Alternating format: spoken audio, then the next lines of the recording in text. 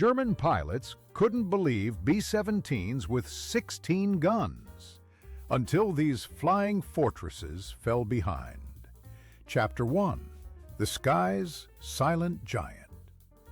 In the early 1930s, as the world teetered on the brink of another global conflict, the United States Army Air Corps began envisioning a new kind of bomber, one that could fly higher, further, and carry more than anything that had come before. This was a time when aircraft were evolving at breakneck speed, each generation faster, stronger, and more lethal than the last. The concept was audacious. A bomber that could defend itself, deliver devastating payloads over enemy territory, and survive the deadly skies of modern warfare. The result of this vision would become one of the most iconic aircraft of World War II, the Boeing B-17 Flying Fortress. The nickname itself, Flying Fortress, was no exaggeration. With a crew of up to 10 men, the B-17 bristled with as many as 16 .50-caliber machine guns, mounted in positions all over its fuselage and wings. From the nose to the tail, every angle had a defensive capability. German pilots, accustomed to facing smaller, more vulnerable bombers, could scarcely believe that a single aircraft could wield such formidable firepower. Yet the Allies knew that the true strength of the B-17 wasn't just in its guns. It was in its design, its resilience, and the men who flew it. The first prototype, the Model 299, made its maiden flight in 1935. And though it crashed during testing due to pilot error, the potential was undeniable. Engineers refined the design, increasing its range, improving its engines, and fortifying the fuselage. By the late 1930s, the B-17 had evolved into a machine capable of flying 2,000 miles with a full bomb load, maintaining altitudes of over 25,000 feet, and returning home battered but intact from missions that would have destroyed lesser aircraft. It was a fortress in the sky, not only in name, but in substance. For the crews who would eventually fly these planes, training was grueling. Pilots learned to navigate by dead reckoning over featureless oceans and enemy territory. Bombardiers practiced hitting targets from high altitudes with mechanical precision, while gunners drilled endlessly on simulators and moving targets, preparing for the inevitable encounters with enemy fighters. Life aboard a B-17 was a mixture of monotony and terror. Long flights over Europe meant hours of staring at endless clouds, broken by the sudden adrenaline of combat. The cold at 25,000 feet was biting. Crews wore electrically heated suits, but even so, frostbite was a constant danger. There was little room to move, less room to relax, and almost no privacy. Yet bonds formed quickly.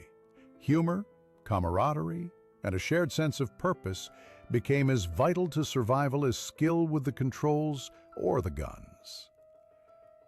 The early missions for the 8th Air Force were a baptism by fire.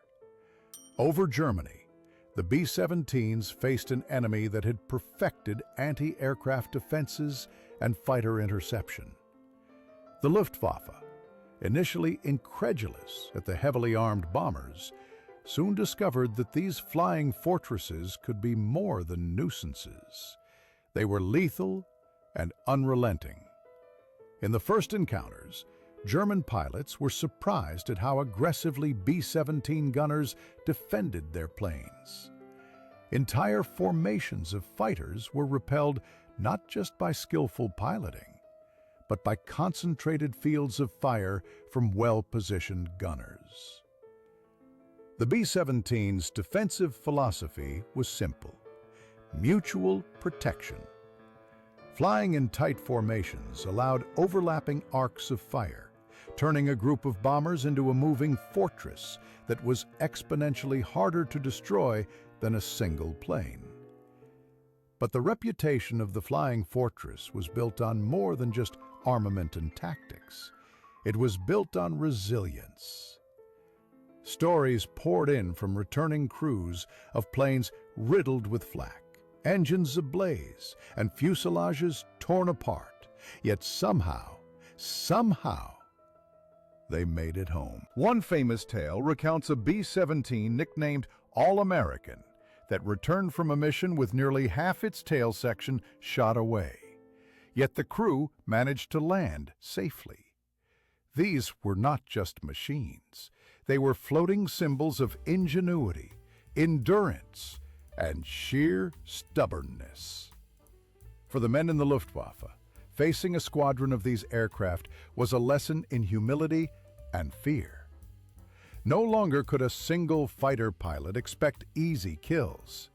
The Flying Fortress demanded respect.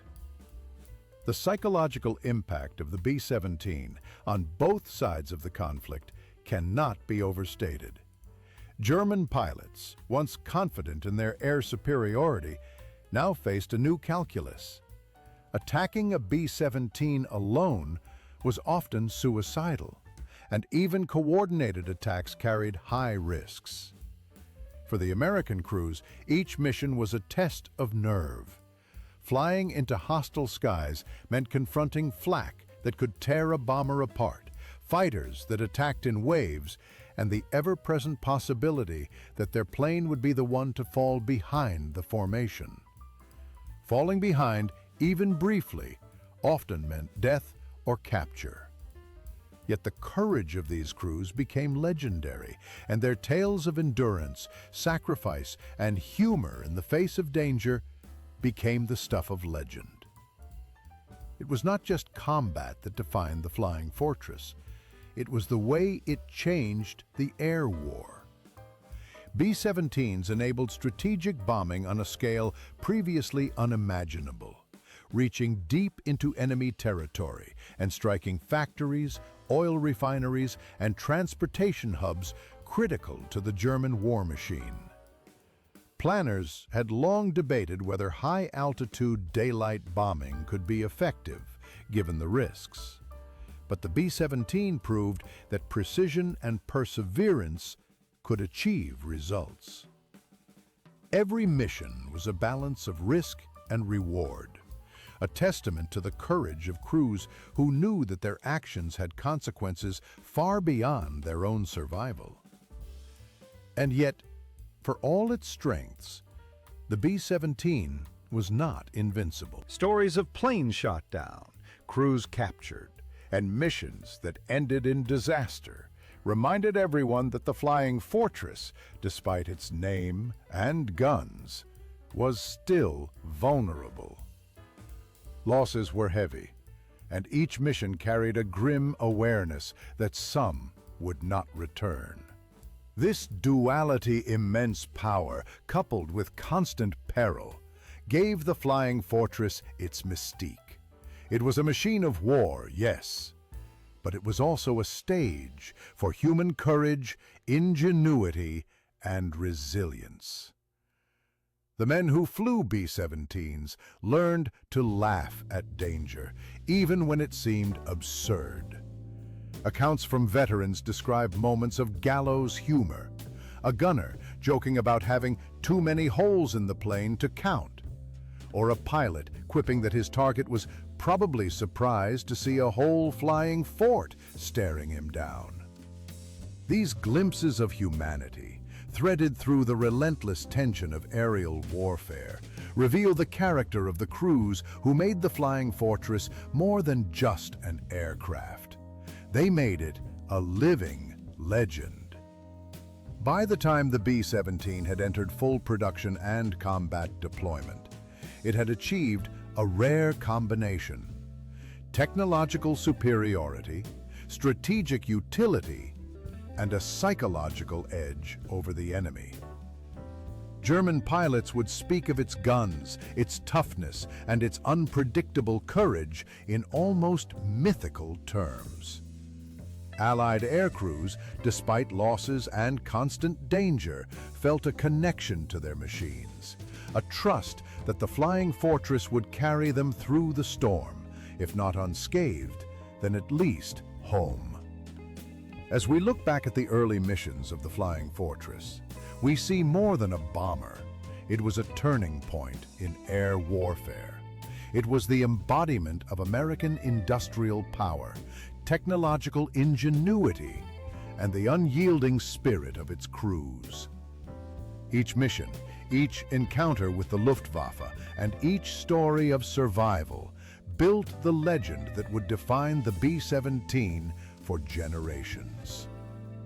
The sky's silent giant had arrived, and it was about to change the face of aerial combat forever. The Flying Fortress, bristling with guns, engines, and determination, was not just a plane, it was a testament to what human courage, ingenuity, and teamwork could achieve against overwhelming odds. It demanded respect, inspired awe, and instilled fear in the hearts of its enemies. For the men who flew her, for the engineers who built her, and for the planners who deployed her, the B-17 was proof that a machine could be more than metal and fuel. It could be a symbol, a sanctuary, and a weapon that shaped history. And so as the sun set over the training fields of America, and the skies of Europe began to tremble under the roar of engines, the Flying Fortress took flight, silent, immense, and indestructible in spirit. Little did anyone know that these early missions were just the beginning of a saga that would etch the name B-17 into the annals of war, courage, and legend. Chapter 2. From Targets to Hunters. By the early 1940s, the B-17 Flying Fortress had begun to leave its mark on the skies over Europe. What started as a silent, imposing figure in training fields and test runs now became a symbol of relentless American resolve. Yet for all its firepower and range, the B-17 initially faced a harsh reality. In the early missions over Nazi-occupied territory, the Flying Fortress was often a target, not a predator. Luftwaffe pilots, skilled, experienced, and numerous, treated these early formations with a mix of curiosity and contempt, believing that a bomber, no matter how heavily armed, could not stand against the full might of the German Air Force. They were about to learn a very harsh lesson. The turning point for the Flying Fortress came in the concept of formation flying. Instead of sending individual bombers or small groups, the U.S. Army Air Forces began organizing large formations, sometimes dozens of B-17s flying in tight, V-shaped wedges known as combat boxes. The genius of this tactic lay in its simplicity. By overlapping the fields of fire from multiple bombers, each aircraft could contribute to a defensive wall of bullets. The bombers were no longer isolated, vulnerable targets. They became mutual guardians of each other's lives. To a German pilot diving through clouds toward the expected easy prey, this sudden barrage of .50 caliber fire could be shocking. Entire waves of enemy aircraft were often repelled or destroyed before reaching their targets. Gunners, trained extensively before being sent overseas, became the unsung heroes of this transformation. Each turret, each machine gun mount, was manned by a crew member whose life depended on accuracy, quick reflexes, and nerves of steel. The ball turret gunner, curled into a metal sphere beneath the plane, faced perhaps the most dangerous position. Suspended like a spider in the air, exposed to the enemy, freezing at high altitude, yet capable of turning the tide of a dogfight. Tales from veterans describe gunners calmly counting bullets, tracking enemy fighters, and shouting out corrections to their comrades, all while dodging streams of tracer rounds. It was a ballet of precision and courage, a deadly choreography that transformed the B-17 from prey into predator. The change was not immediate. Early missions over France and the Low Countries were brutal. Crews flew through dense flak, witnessing aircraft around them torn apart, with smoke and fire marking the sky. The Flying Fortress, despite its resilience, was still vulnerable. German pilots adapted quickly, using head-on attacks and coordinated formations to exploit any gaps. But as crews gained experience, they learned to anticipate maneuvers, to adjust altitude and speed, and to rely on each other's firepower. Slowly, the dynamic shifted.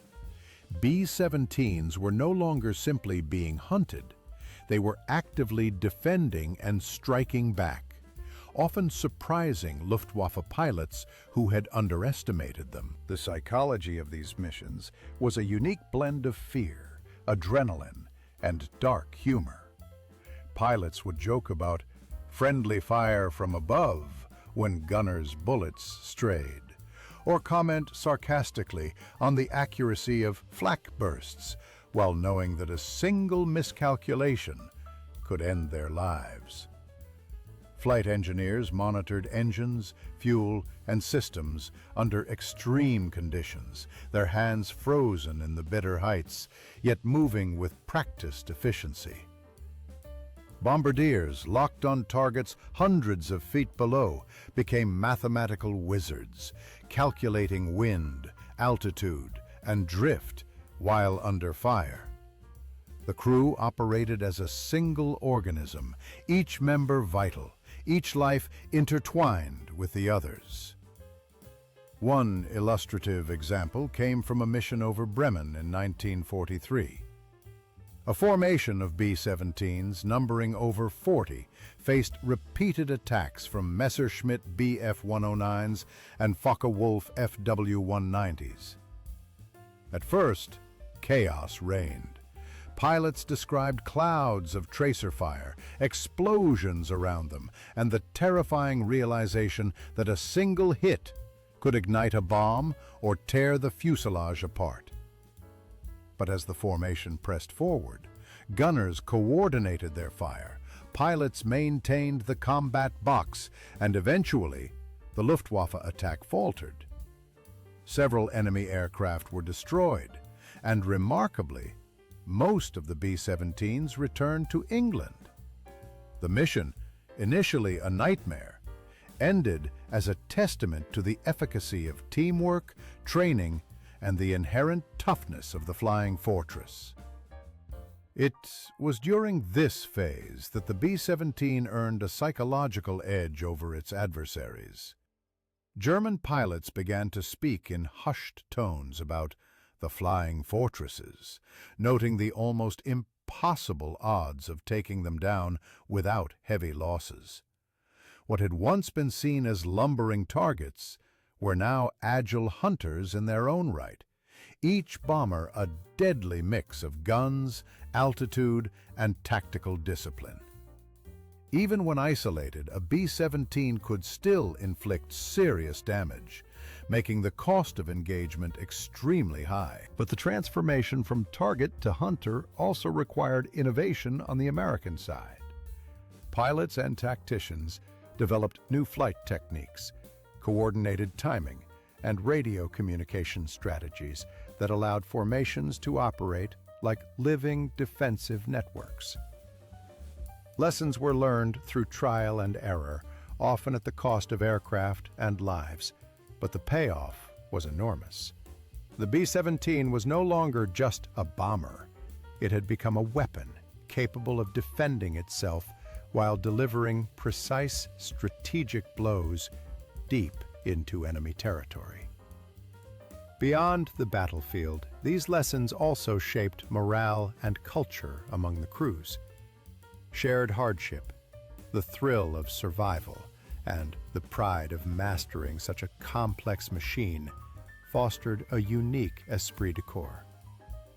Veterans would later recall moments of levity, singing in unison to pass the time, creating playful rivalries between gunners, or joking about how many holes it takes to keep a flying fortress honest, humor acting as a shield against the constant pressure of combat. This combination of bravery, ingenuity, and camaraderie became the hallmark of B-17 operations. The transformation of the flying fortress from prey to predator had long-term consequences. It validated the strategy of high-altitude daylight bombing, demonstrating that bombers could both survive and impose strategic damage without relying solely on nighttime cover. It forced the Luftwaffe to divert resources, rethink tactics, and recognize the formidable skill and resilience of American airmen. And for the crews themselves, the lessons learned in those skies, discipline, trust, adaptability, and courage, would define them for the rest of the war and for the rest of their lives. By the end of 1943, B-17s had firmly established themselves as hunters in the skies over Europe. While losses were still significant, the psychological and tactical shift was undeniable. No longer passive targets, flying fortresses actively controlled the engagement, exacting a toll on enemy aircraft and shaping the aerial battlefield. They had become symbols of American industrial power, technological ingenuity, and human courage, teaching the Luftwaffe that the era of easy victories was over. As these early missions concluded, one thing became clear. The Flying Fortress was not just a bomber, it was a statement. It told the world that the United States could project power across continents, that technology and human skill could combine to produce machines capable of both offense and defense, and that courage, training, and mutual support could turn even the most vulnerable into hunters. The transformation from target to hunter marked the beginning of the B-17's legendary status. German pilots who had once underestimated the aircraft would never forget the withering firepower, the discipline, and the indomitable spirit of the crews who manned these flying fortresses. And for the men of the 8th Air Force, every mission, every maneuver, and every successful return became a chapter in the story of how ordinary men, flying a marvel of engineering, could face a seemingly invincible enemy and emerge not just alive, but victorious. Chapter 3: Blood in the Skies. By 1943, the skies over Europe had become a vast and deadly chessboard, and the B-17 Flying Fortress was at the center of nearly every game. These were not simple bombing runs. They were massive, meticulously planned operations that required coordination among dozens, sometimes hundreds of aircraft. Every mission was fraught with danger. Anti-aircraft fire, commonly referred to as flak, rained down in iron bursts from the ground, tearing holes in fuselages, puncturing fuel tanks, and sending shrapnel through anything that stood in its path. Above, swarms of German fighters lurked like shadows, ready to exploit even the smallest lapse in formation or concentration. The air was a war zone in 3 dimensions, and the Flying Fortress crews had to survive it or die trying. The true test of a B-17 crew's mettle came when planes fell behind the main formation. A single bomber, isolated from its protective wall of fire, became a floating target, and history shows how deadly that could be. Some pilots called it the thin red line, the boundary between survival and annihilation. Those who lost altitude or struggled with engine trouble often found themselves facing multiple enemy fighters simultaneously. The speed, coordination, and accuracy of German pilots meant that a lagging B-17 could be hit within minutes. Yet even in these dire moments, crews demonstrated ingenuity and courage. Gunners fired relentlessly. Pilots executed evasive maneuvers honed in training, and engineers worked frantically to keep faltering engines running. Survival often hinged on sheer skill, quick thinking, and a measure of luck. One of the most harrowing examples occurred during a mission over Bremen in the spring of 1943. A formation of over 40 B-17s faced relentless attacks from Luftwaffe fighters. At first, the American bombers advanced in tight formation, their overlapping fields of fire repelling some of the initial attacks. But during the approach to the target, a storm of flak erupted. Explosions shredded wings and fuselage alike. Several bombers were hit and began to lag behind, immediately becoming magnets for the fighters. One B-17, nicknamed the Phoenix, took hits to its engines and tail, yet its crew refused to bail out. The pilot, a man barely 25, executed a series of sharp, banking maneuvers, all while the gunners returned fire with deadly precision. Against all odds, the battered bomber managed to limply return to England, landing with half its tail missing. Stories like this spread quickly among crews, cementing the Flying Fortress's reputation for toughness and the courage of its crews. The crews themselves were a study in human psychology under extreme stress. Imagine sitting in a metal tube, thousands of feet above the earth, with freezing temperatures, deafening engine noise, and enemy bullets tearing past your cockpit. Each man had a specific role: pilot, co-pilot, navigator, bombardier, engineer, radio operator, and a variety of gunners, including the notoriously exposed ball turret gunner. The ball turret was a small spherical compartment beneath the fuselage, so cramped that the gunner had to curl into a fetal position to operate it. Suspended hundreds of feet above the ground, he was essentially alone in the sky, with nothing to shield him from the cold or the enemy. Yet it was here, in the most perilous spot, that some of the bravest men in the war operated with remarkable precision, saving not only their plane, but often others in the formation. The bombing missions themselves required a combination of mathematical precision and almost ritualistic procedure. Bombardiers, armed with the Norden bomb sight, a marvel of pre-digital engineering, calculated altitude, wind speed, and drift to drop their payloads on factory rooftops, rail yards, or bridges, all while under fire. A single miscalculation could mean missed targets, or worse, bombs striking civilian areas. The pressure was immense. Yet, despite the danger, crews developed routines and rituals to cope. Some sang songs to calm their nerves. Others recited prayers or jokes to each other over the intercom. Humor became a survival tool, a way to humanize the inhuman.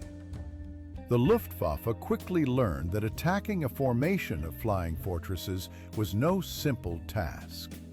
While early German pilots underestimated the B-17's defensive power, repeated encounters proved that even a single bomber could unleash a lethal hailstorm of bullets. German fighter pilots found themselves not only dodging flak from the ground, but also trying to navigate an aerial minefield of overlapping machine gun fire. The result was often catastrophic for the attackers, with losses mounting against the supposed easy targets.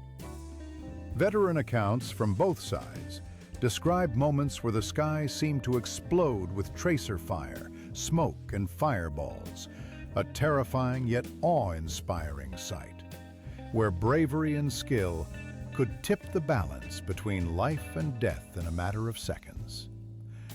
Yet for all its firepower and formation tactics, the B-17 was still vulnerable. Weather, mechanical failures, and fatigue often caused planes to fall behind. These stragglers became the nightmare of every formation leader. Fighter pilots knew that targeting a lone B-17 offered the best chance for a kill. One illustrative incident occurred during a mission to Regensburg. The formation was hit by a sudden thunderstorm, scattering several bombers. Isolated, one plane was attacked by multiple FW-190s. The gunners fought valiantly, downing 2 attackers, but the aircraft sustained critical damage. Miraculously, the crew managed to limp across hostile territory, landing hundreds of miles from their base. The story became emblematic of both the peril and resilience inherent in every mission. As the war progressed, the Flying Fortress also became a tool of psychological warfare. German civilians and soldiers alike began to associate the drone of B-17 engines with impending destruction. The mere sight of a squadron approaching over industrial cities struck fear into hearts, while the American crews felt the weight of that responsibility. Every mission carried not just the technical challenge of flying and bombing, but also the moral burden of war. Decisions had to be made about early missions in 1942 and 1943. Saw up to 25% of aircraft lost on some sorties. Yet even with these staggering odds, crews continued to volunteer for more missions, driven by a mixture of duty, camaraderie, and an unshakable belief in the mission. Stories abound of men returning to their planes after narrowly surviving previous missions, determined to fly again. These acts of courage forged legends that would endure long after the last flak burst faded from the skies of Europe. Among the most remarkable aspects of these missions was the innovation under fire. Pilots and crew developed on-the-fly tactics to evade fighters and flak, sometimes improvising maneuvers that would later become standard procedure. Engineers repaired damage mid-flight, sometimes in freezing conditions that made movement almost impossible. Gunners adapted to changing enemy patterns, predicting attacks with almost instinctual timing.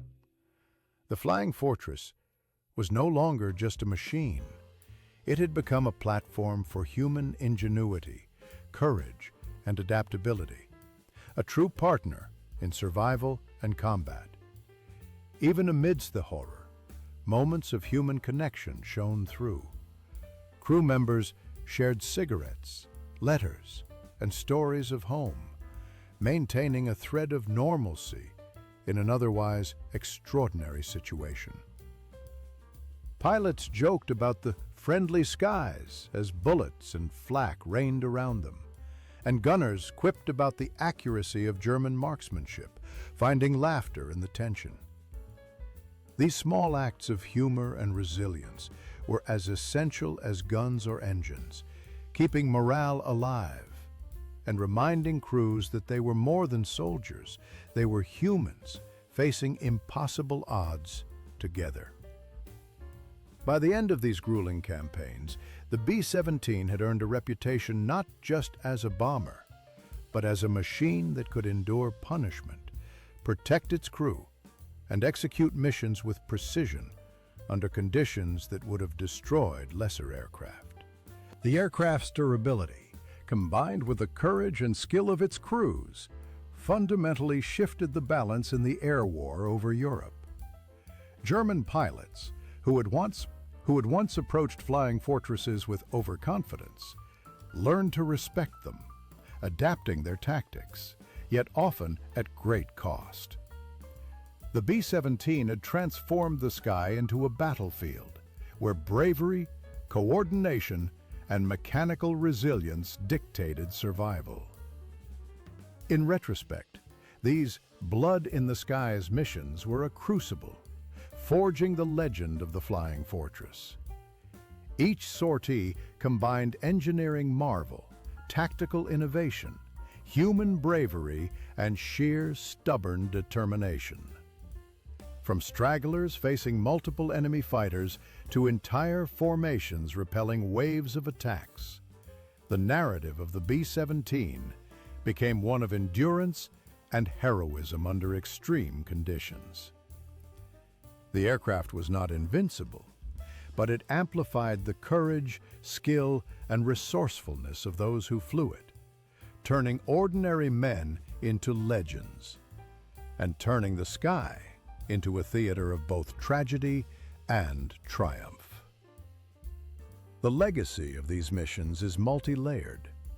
Strategically, the Flying Fortress proved the effectiveness of high-altitude daylight precision bombing. Psychologically, it instilled fear in the enemy and confidence in its own crews. Technologically, it demonstrated the potential of integrating defensive firepower, formation tactics, and crew coordination into a coherent combat strategy.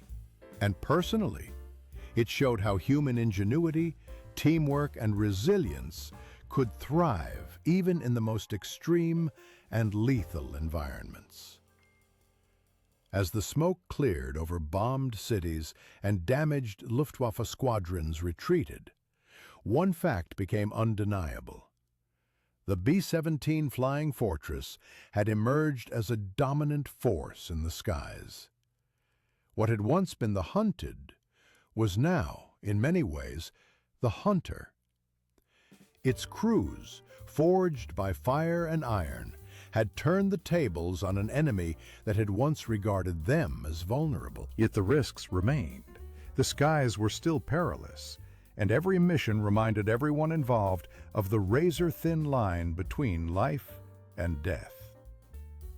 By the time these campaigns concluded, the Flying Fortress had etched itself into history, not just as a bomber, but as a symbol of courage, determination, and the extraordinary achievements of human beings facing unimaginable challenges. The blood spilled in the skies was not in vain. It created a legacy that would inspire future generations of aviators, engineers, and ordinary people alike. The story of the Flying Fortress is, above all, a story of resilience, ingenuity, and the indomitable spirit of those who dared to fly into danger time and again for a cause larger than themselves. Chapter 4.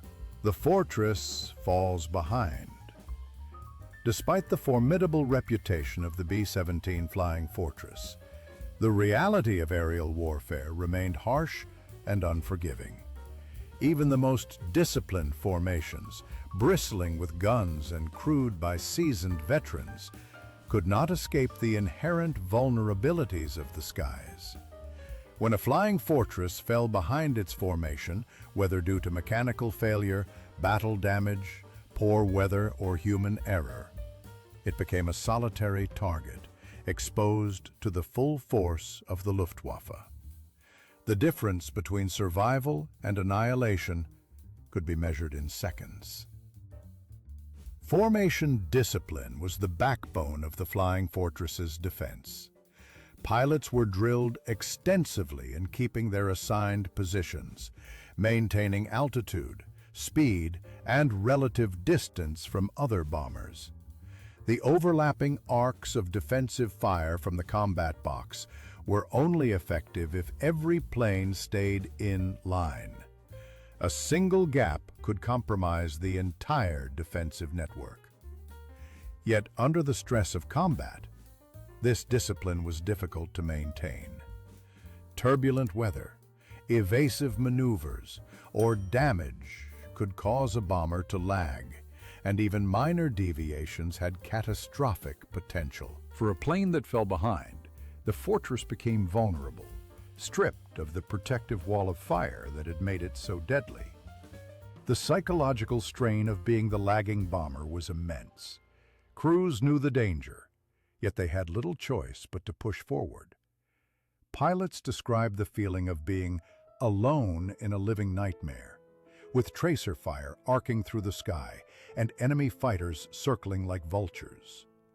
Gunners, often under direct attack, had to focus intensely on shooting accurately while maintaining communication with their pilot and fellow crew members. Every decision mattered. Evasive maneuvers, throttle adjustments, even the timing of a gunner's burst could spell the difference between life and death. For many, these missions tested not just skill, but sheer mental resilience.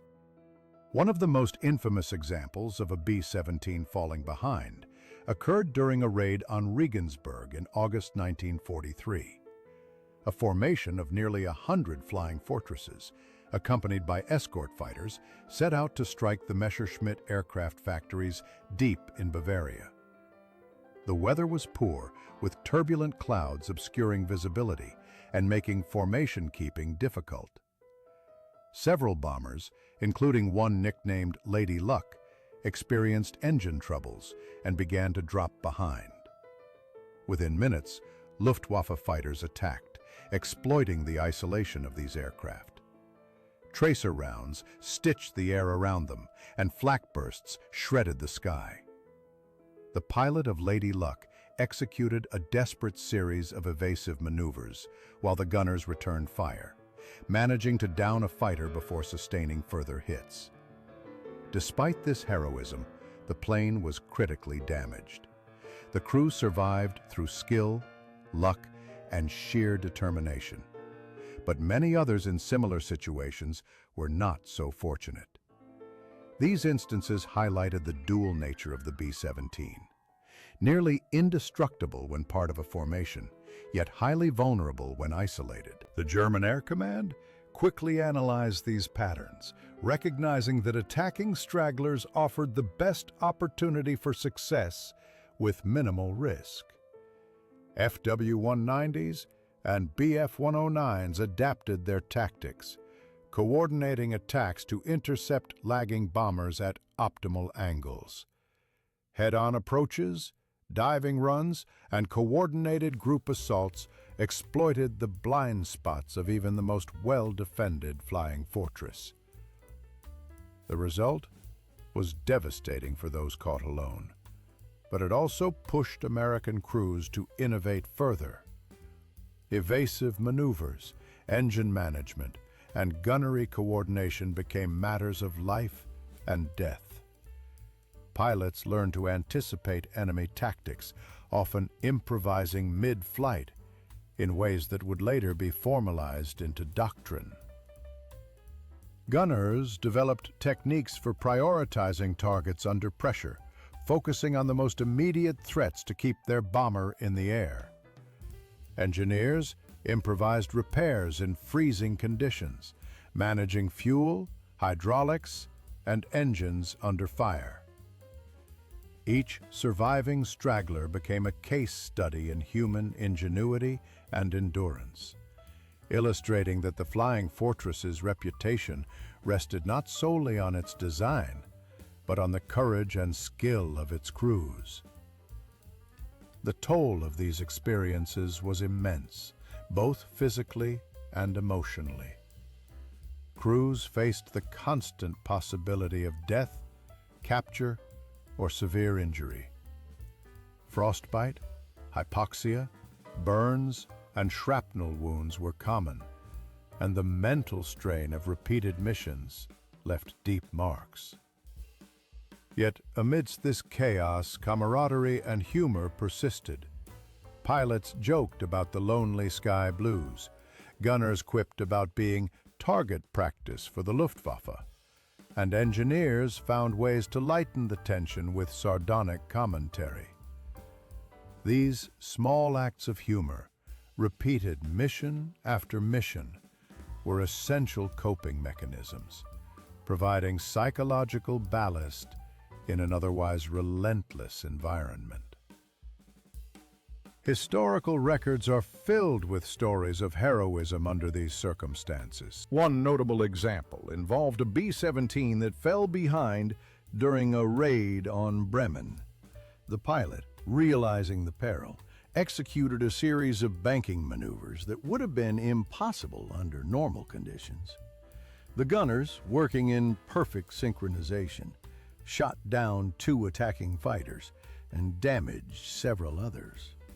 The plane sustained massive structural damage, yet every crew member survived, and the bomber returned to base.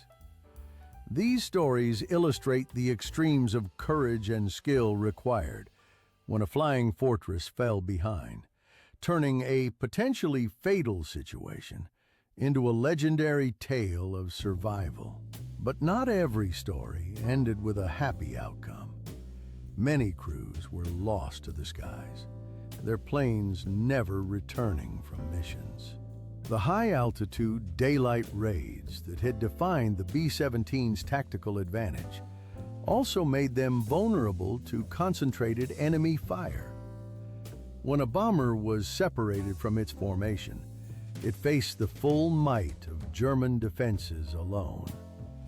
In such moments, the bravery and skill of the crew were often insufficient to guarantee survival. Memorials, letters, and accounts from survivors preserve the memory of these sacrifices, ensuring that the human cost of strategic bombing is never forgotten. The lessons learned from these losses were critical to the evolution of aerial tactics. American commanders adjusted mission planning, emphasizing strict formation discipline, improved escort fighter support, and contingency procedures for lagging aircraft. Crews received enhanced training in emergency maneuvers, engine troubleshooting, and coordinated gunnery. The B-17, once seen as an invincible machine, was now understood in its full complexity. Powerful, resilient, but still reliant on the human element for survival. The flying fortress was a fortress only when its men acted in concert, when discipline, skill, and courage fused into a single entity capable of withstanding the onslaught of enemy fire. The human stories behind these incidents are what give the Flying Fortress its enduring legacy. Veterans recount moments of fear, ingenuity, and compassion. Crews would share rations with injured comrades, stabilize fires with makeshift methods, and maintain morale even as the plane shuddered under enemy assault. Letters home reveal the tension between terror and duty, illustrating how ordinary young men confronted extraordinary circumstances. Humor, rituals, and shared storytelling became lifelines, a way to assert humanity in an environment designed to strip it away. One of the most poignant examples involves the final moments of a B-17 nicknamed All-American. During a mission over Germany, the bomber fell behind due to engine damage. Surrounded by fighters, the crew executed maneuvers that would have been textbook in any training manual, yet the plane was critically hit. The pilot ordered the crew to bail out, but only after ensuring that each man had a chance to escape.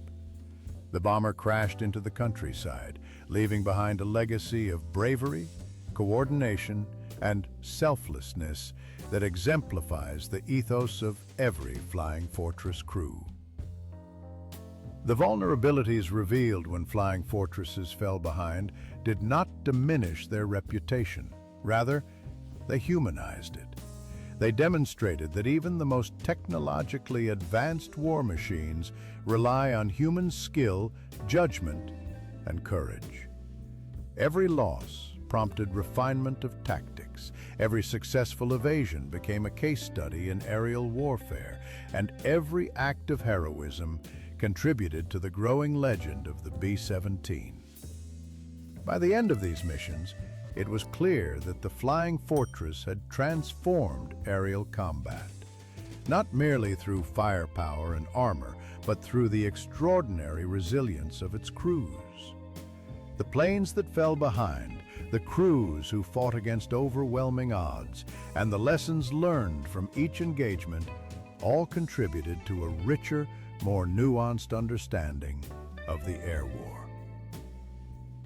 The B-17 was no longer just a bomber. It was a platform that amplified human courage, a testament to ingenuity under pressure, and a symbol of the extraordinary lengths men would go to protect each other and achieve their mission. The Flying Fortress's story during these perilous missions serves as a reminder. In war, no machine is invincible, and survival often depends on adaptability, teamwork, and the indomitable human spirit. The lessons learned in these skies would echo through every mission thereafter, shaping strategy, tactics, and the legacy of one of the most iconic aircraft in history. Chapter 5: Legacy of the Flying Fortress. The war in Europe had ended, but the echoes of the skies lingered long after the last B-17 touched down. The Flying Fortress, which had once been a terrifying, almost mythical figure to German pilots, had proven its worth and carved its place in history. Yet its legacy was not measured solely in bombs dropped or enemy planes destroyed. It was measured in the men who flew her, the missions that tested their courage, and the indelible mark she left on both warfare and human memory. For the crews who survived, the return to civilian life was not always easy. Many carried the invisible scars of combat, memories of comrades lost, nights spent in freezing cockpits, and the constant awareness of mortality. Veterans recounted nights when tracer fire cut through clouds, when anti-aircraft flak shredded their planes, and when split-second decisions saved or doomed their lives. They remembered the thrill of evading fighters, the silent tension of approaching enemy territory, and the camaraderie forged in impossible circumstances. Letters home and memoirs reveal a duality: the joy of survival intertwined with grief for those who never returned. Humor, once a necessary tool for coping in the skies, became a thread that connected past to present. Stories told in bars, veterans gatherings, and classrooms, preserving the humanity that had carried them through. The B-17 itself became more than a machine. It became a symbol of resilience and ingenuity. Engineers marveled at its durability. Historians chronicled its role in strategic bombing.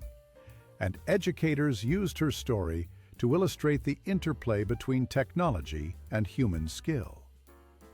The aircraft that had dominated the skies over Europe now dominated the imagination, appearing in books, documentaries, and later, films. Every dented fuselage, every missing tail section, every scarred turret told a story of survival against overwhelming odds. The Flying Fortress was a testament to what could be achieved when engineering excellence met human bravery. Strategically, the impact of the B-17 was profound. It validated the doctrine of daylight precision bombing, reshaping air campaigns and influencing post-war aviation. Cities and industrial centers that had once seemed untouchable were vulnerable to high-altitude raids, and enemy forces had to adapt to the threat posed by a formation of well-defended bombers. Losses were heavy, but the cumulative effect of missions disrupted supply lines, crippled production and forced the enemy to divert resources to counter the threat. In this sense, the Flying Fortress contributed not only to tactical victories, but also to a broader shift in the dynamics of war. A shift in which technology, strategy, and human courage intersected in unprecedented ways. The men who flew B-17s carried these lessons into their post-war lives. Some remained in the military, contributing to the development of the U.S. Air Force and training future generations of pilots and engineers. Others returned to civilian careers, applying the discipline, focus, and problem-solving skills honed in the cockpit to industries as diverse as aviation, engineering, and business. Many became storytellers, preserving the narratives of their missions and ensuring that the heroism of their crews and the sacrifices of those who did not return would not be forgotten. Veterans associations and reunions became living archives where history was not only studied, but lived and experienced through the memories of those who had survived. The Flying Fortress also left a legacy in technology. Its design principles influenced post-war aircraft, particularly in areas of structural durability, crew ergonomics, and defensive firepower. Lessons learned from formation tactics, gunnery coordination, and long-range bombing missions informed both military strategy and the engineering of future bombers. The aircraft's influence extended beyond the battlefield, inspiring innovations in civil aviation, cargo transport, and aerial reconnaissance. In essence, the B-17 became a bridge between the era of World War II aviation and the technological advances of the Cold War and beyond. Yet perhaps the most enduring aspect of the Flying Fortress was its human story. Each plane was a microcosm of courage, teamwork, and sacrifice. Pilots navigated through flak and fighters with skill and nerve. Bombardiers calculated complex trajectories under duress. Gunners held their positions in freezing metal turrets, facing the immediate threat of death with steady aim. Engineers kept engines running in impossible conditions, and radio operators maintained communication amidst chaos. Together, these men transformed the Flying Fortress from a piece of machinery into a living entity, capable of surviving the worst that war could throw at it. Their stories, captured in memoirs, interviews, and oral histories, remind us that technology alone cannot triumph. It is the human spirit, ingenuity, and courage that give machines their true power. The legacy of the Flying Fortress extends even to the moral and philosophical dimensions of war. Strategic bombing, the very missions that defined the B-17's career, has been the subject of debate and scrutiny. Questions about civilian casualties, the ethics of precision versus area bombing, and the human cost of aerial warfare continue to provoke discussion. Yet within these debates, the heroism of the crews remains indisputable. They faced extraordinary danger with professionalism, skill, and courage, embodying a commitment to duty that transcended fear. Their legacy is one of both technological triumph and human endurance, offering lessons that reach beyond history into the realms of leadership, decision-making, and resilience. Museums around the world preserve the memory of the Flying Fortress. Restored aircraft, such as the famous B-17 Memphis Belle, serve as tangible reminders of the stories we have recounted. Visitors can walk through the cramped fuselage, peer into the ball turret, and imagine the bravery it took to man these positions. Exhibits include personal effects, letters, and photographs, connecting the mechanical with the human. These spaces allow contemporary audiences to experience a fraction of what crews endured, ensuring that the lessons of courage, teamwork, and sacrifice are passed on to future generations. The cultural impact of the B-17 is also evident in literature, film, and art.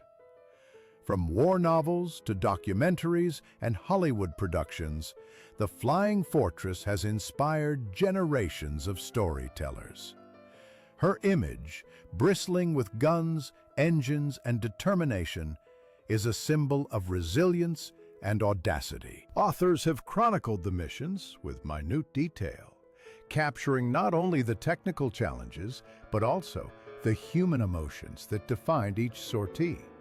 Films have dramatized the camaraderie, fear, and heroism, bringing the stories to life for audiences who never experienced the skies of Europe firsthand. Art and photography preserve moments of beauty amid chaos, from formations flying against the sunrise to damaged aircraft limping home under fire. The Flying Fortress thus occupies a unique space, a machine, a symbol, and a repository of human history and emotion. And yet, the most compelling legacy of the Flying Fortress is the men themselves. Survivors carried the lessons of teamwork, courage, and resilience into the post-war world. They became teachers, engineers, and storytellers, imparting their experiences to families, communities, and fellow veterans. Each life preserved and each story told added layers to the rich tapestry of history that the B-17 represents. The human connection is what elevates the Flying Fortress from a marvel of engineering to a living legend, a testament to what ordinary people can achieve under extraordinary circumstances. As the world moved forward into the mid-20th century, the Flying Fortress continued to serve, not only in military training and post-war exercises, but as a beacon of innovation. Her design informed subsequent bombers, and her story inspired generations of aviators. The lessons of survival, coordination, and courage under fire were passed down, not just in manuals or military doctrine, but in the very culture of aviation. The B-17 became a bridge between the past and the future, linking the heroism of World War II airmen with the evolving technology and strategies of the modern era. In the end, the legacy of the Flying Fortress is a story of convergence, technology and humanity, fear and courage, loss and triumph. It reminds us that even the most formidable machine requires the hands, minds, and hearts of those who operate it. It teaches that survival depends on teamwork and ingenuity, that heroism often manifests in ordinary people thrust into extraordinary circumstances, and that the mark of true legend is not only in what is achieved, but in the stories preserved for posterity. Walking through a restored B-17 today, one can almost feel the ghosts of the past, the hum of engines, the tension in the turrets, the camaraderie of men bound together by mission and peril. These machines, once instruments of war, now serve as memorials to human endurance, ingenuity, and courage. The Flying Fortress is more than metal and bolts. It is a testament to what humanity can achieve when pressed to the limits. A soaring symbol of determination etched into the history of the skies. And so, as we conclude the saga of the B-17 Flying Fortress, we are left with a story that is at once technical, strategic, and deeply human. It is a story of a silent giant that dominated the skies, of crews who turned fear into resolve, and of a legacy that transcends war itself.